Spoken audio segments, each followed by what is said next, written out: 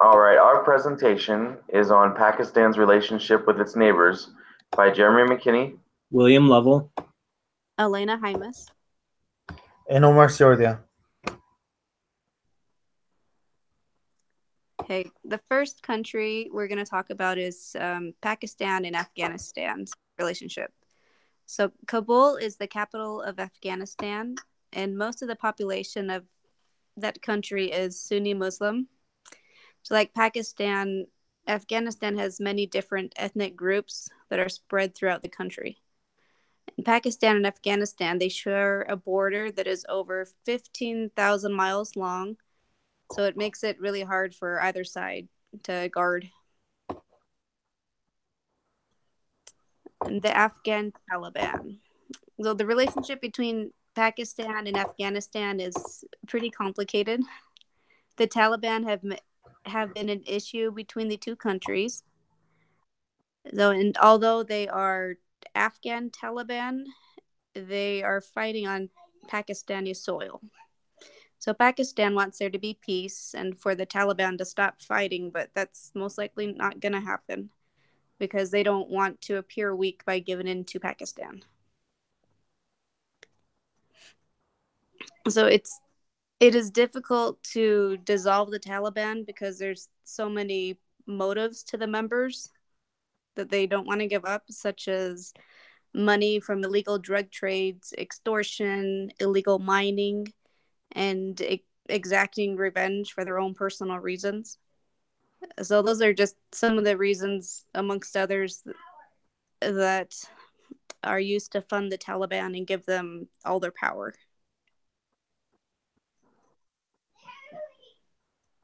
Next up is the Pakistan and Iran. During the Iran-Iraq War, Pakistan stayed neutral. Soon after it was clear that Saddam Hussein was going to invade Iran, Pakistan immediately sent out troops to protect the Gulf states against the Iranian threat. Also, Iran and Pakistan were against the anti-communist struggle of Afghan Mujahideen. And Iran was also among the first countries to reach out to the newly created Pakistan in 1947. Muhammad Akbar Notezi, author of the Iran-Pakistan at the Crossroads states, Mohammad Reza Pahlavi, the Shah of Iran, was the first head of a foreign country to visit Pakistan. Iran and Pakistan cooperated with one another from the years 1947 to 1979, but it all changed with the Iranian Revolution in 1979. So now Pakistan's relationship with China. The relationship between China and Pakistan started in 1950 when Pakistan was one of the first to recognize China as the People's Republic of China. They were only the third non-communist country to do that in the world. Most others still recognize China as simply the Republic of China, even though this was officially changed. Since then, the relationship has continued to bud. Maintaining this relationship is of high importance to Pakistan's foreign policy. So with the Pakistan and US relationship going sour, China's not necessarily happy about this. At this point, the US had put a lot of money into trying to stop terrorism, something that has benefited China as well. With the US now discussing removing the millions of dollars they have been supplying Pakistan to help with security and defense, China knows that they may have to be the only superpower bearing this burden.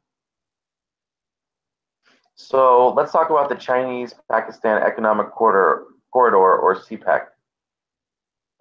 What is the CPEC and what is the significance to each country? China has put billions of dollars into the construction of this corridor from China to Port Gwadar in Pakistan. The corridor not only creates a great way for China and Pakistan to do business, which is important because Pakistan is China's biggest arms buyer, but it also continues to create a strong bond between both countries, which helps create a strategic military advantage for China. China has actually been known to specifically say that Pakistan is one of its only true allies. The next part is Pakistan and India relations. And it's important to remember that Pakistan was once part of India when India was ruled by Great Britain. Perhaps you could say that the first well-known event of violence between India and Pakistan was at its partition, though tensions between beliefs, sects, and race caused tensions before this time. The partition would be a springboard of more violence to come, and it would define future relations between the two countries. Another thing is border disputes. They were and are a touchy topic between India and Pakistan, and are perhaps the greatest reasons for violence ever since the partition. These two feuding countries cannot be faulted for lack of trying to improve their relationship, although this makes the current relations all the more tragic.